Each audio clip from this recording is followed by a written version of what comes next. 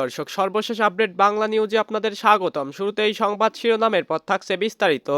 শুরুতেই জানিয়ে দেব, বাংলাদেশের রাজনৈতিক বন্দী ও মানবাধিকার লঙ্ঘন, ব্রিটিশ পার্লামেন্টের উদ্বেগ ও আওয়ামী লীগকে ফিরিয়ে নিয়ে এসে নির্বাচন করার প্রস্তাব। বিস্তারিত থাকছে প্রতিবেদনে।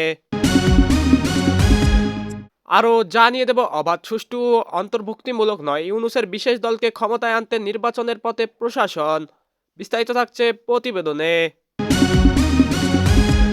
আরও জানিয়ে দেব, বাংলাদেশের অরাজকতা নিয়ে গর্জে উঠলেন ক্রিকেটার সাকিব আল হাসান, তুললেন হিন্দু দীপু দাসের প্রসঙ্গও। বিস্তারিত থাকছে প্রতিবেদনে। আরও জানিয়ে দেব, হাদির হত্যায় রাষ্ট্রযন্ত্র কিংবা প্রশাসন জড়িত বলে মন্তব্য করেছেন এনসিপির সদস্য সচিব আক্তার হোসেন। বিস্তারিত থাকছে প্রতিবেদনে। আরও জানিয়ে দেব, মাদক ও নারী সংক্রান্ত দ্বন্দ্বে এনসিপি নেতা মোতালেব গুলিবিদ্ধ। বিস্তারিত থাকছে প্রতিবেদনে। সুপ্রিয় দর্শক, এতক্ষণ শুনছিলেন সংবাদ শিরোনাম, এখন শুনবেন বিস্তারিত। তার আগে ভিডিওটি ভালো লাগলে এবং সর্বশেষ আপডেট নিউজ পেতে চ্যানেলটি সাবস্ক্রাইব করুন। ধন্যবাদ। বাংলাদেশের বর্তমান মানবাধিকার পরিস্থিতি, রাজনৈতিক বন্দীদের মুক্তিহীন অবস্থা ও বিচার বহির্ভূত হত্যাকাণ্ড নিয়ে ব্রিটিশ পার্লামেন্টে একটি প্রস্তাব উত্থাপন করা হয়েছে। গত ৩ ডিসেম্বর ২০২৫ তারিখে উত্থাপিত এই প্রস্তাবের মাধ্যমে অন্তর্বর্তীকালীন সরকারের শাসনামলে বিচারহীনতা ও মৌলিক অধিকার লঙ্ঘনের বিষয়ে গভীর উদ্বেগ প্রকাশ করেছেন ব্রিটিশের এমপিরা। উত্থাপিত প্রস্তাবে ব্রিটিশ হাউস অব কমন্সকে জানানো হয় যে বাংলাদেশে অসংখ্য সাবেক সংসদ সদস্য, সাংবাদিক এবং বিচারক ১ বছরেরও বেশি সময় ধরে কোনো সুনির্দিষ্ট অভিযোগ ছাড়াই কারাগারে রয়েছেন। প্রস্তাবে অত্যন্ত স্পষ্টভাবে বলা হয়, বিলম্বিত বিচার মানেই বিচারের অস্বীকার করা। মানবাধিকার সংস্থা অধিকারের নথিপত্র উদ্ধৃত করে প্রস্তাবে জানানো হয় যে বিগত সরকারের পতনের পর থেকে গত ১৫ মাসে বাংলাদেশে বিচার বহির্ভূত হত্যাকাণ্ডের পুনরুত্থান ঘটেছে। সংস্থাটির তথ্যমতে এই সময় অন্তত ৪০ জন বিচার বহির্ভূত হত্যাকাণ্ডের শিকার হয়েছেন। এছাড়াও দেশের সংখ্যালঘু সম্প্রদায়ের অধিকার রক্ষা ও যথাযথ আইনি প্রক্রিয়া অনুসরণের জন্য ডক্টর মোহাম্মদ ইউনূসের নেতৃত্বাধীন অন্তর্বর্তীকালীন সরকারের প্রতি আহ্বান জানানো হয়েছে। এই প্রস্তাবটি উত্থাপন করেছেন লেবার পার্টির প্রভাবশালী এমপি ব্যারি গার্ডিনার। ২০২৪-২৬ সেশনের এই প্রস্তাবে এখন পর্যন্ত ১৩ জন সদস্য স্বাক্ষর করেছে। এতে শুধু সরকারি দল নয়, বরং বিরোধী দলগুলোর শীর্ষস্থানীয় প্রতিনিধিরাও সংহতি প্রকাশ করেছে।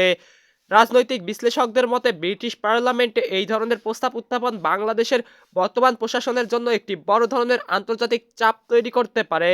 বিশেষ করে ডক্টর ইউনূসের নেতৃত্বাধীন সরকার যখন বহির্বিশ্বে মানবাধিকার রক্ষায় প্রতিশ্রুতি দিচ্ছে, তখন ব্রিটিশ এমপিদের এই উদ্বেগ আন্তর্জাতিক অঙ্গনে বাংলাদেশের ভাবমূর্তিকে প্রশ্নবিদ্ধ করতে পারে। বিচার বহির্ভূত হত্যাকাণ্ড এবং সাংবাদিকদের দীর্ঘমেয়াদী আটক রাখার বিষয়টি নিয়ে আগামীতে অন্যান্য আন্তর্জাতিক সংস্থাও সোচ্চার হতে পারে বলে ধারণা করা হচ্ছে। এদিকে বাংলাদেশে আজ যে গভীর রাজনৈতিক সংকটের মুখোমুখি, তার কেন্দ্রে রয়েছে আসন্ন জাতীয় নির্বাচন। কিন্তু দেশের মানুষের একটি বড় অংশের অভিযোগ, ডক্টর ইউনূসের নেতৃত্বাধীন বর্তমান প্রশাসন অবাধ, সুষ্ঠু ও অন্তর্ভুক্তিমূলক নির্বাচন চায় না, বরং যে কোনো মূল্যে একটি নিয়ন্ত্রিত নির্বাচনের আয়োজন করে নিজেদের পছন্দের একটি বিশেষ রাজনৈতিক শক্তিকে ক্ষমতায় বসিয়ে দায়িত্ব শেষ করার দিকেই প্রশাসনের মনোযোগ কেন্দ্রীভূত।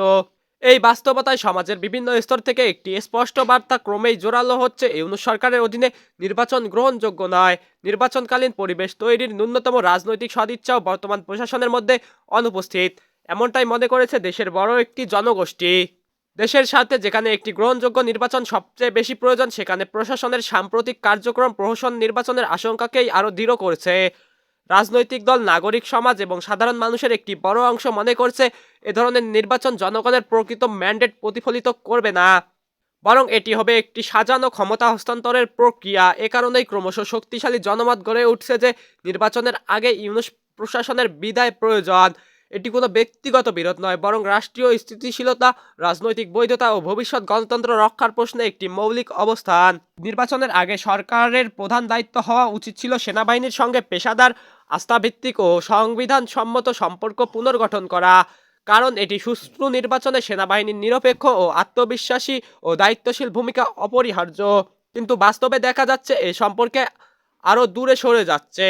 যদি বাহিনী নিষ্ক্রিয় হয়ে পড়ে, যদি ডুয়েল কমান্ড বা নির্দেশনার দ্বন্দ্ব তৈরি হয়, তাহলে নির্বাচনের সময় বড় ধরনের প্রশাসনিক ও নিরাপত্তাজনিত সংকট সৃষ্টি হতে পারে। এই সঙ্গে দায় চাপানোর রাজনীতি শুরু হলে পুরো নির্বাচনের বিশ্বাসযোগ্যতাই ভেঙে পড়বে। বাংলাদেশের ভবিষ্যৎ আজ একটি মাত্র বিষয়ের উপর নির্ভর করছে, একটি অবাধ, সুষ্ঠু ও অন্তর্ভুক্তিমূলক নির্বাচন। এই লক্ষ্যে অর্জনে সরকার, প্রশাসন, নিরাপত্তা বাহিনীর সঙ্গে আস্থার সংকট দূর করা এখন সময়ের দাবি। কিন্তু যদি এমন সিদ্ধান্ত নেওয়া হয় যা দূরত্ব আরও বাড়ায়, তাহলে ধরে নিতে হবে লক্ষ্য সুষ্ঠু নির্বাচন নয়, বরং নিয়ন্ত্রিত ফলাফল।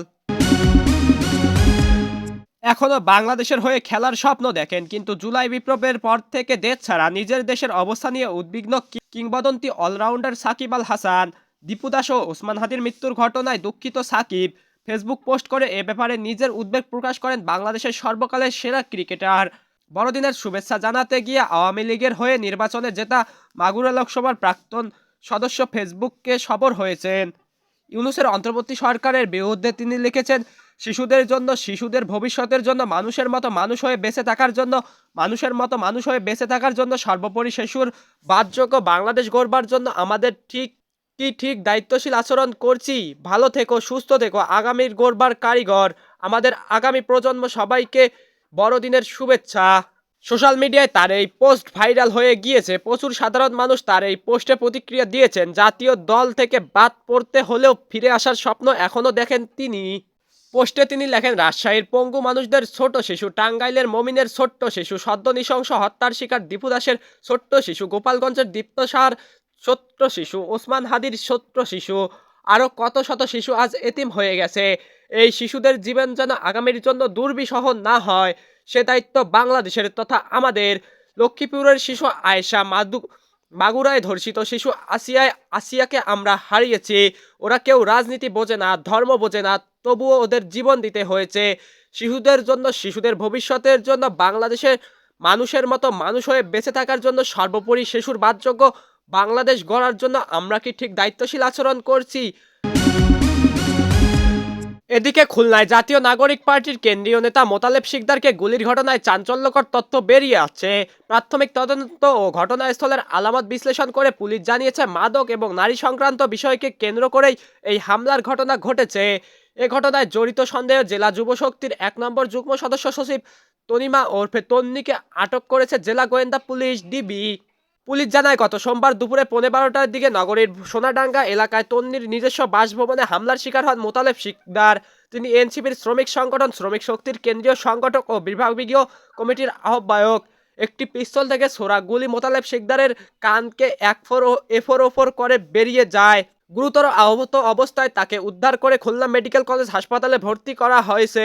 তদন্ত সংশ্লিষ্ট কর্মকর্তারা জানিয়েছে যে বাসায় হামলার ঘটনা ঘটেছে, সেখানে মাদক সেবন এবং নারী সঙ্গের স্পষ্ট আলামত পাওয়া গেছে।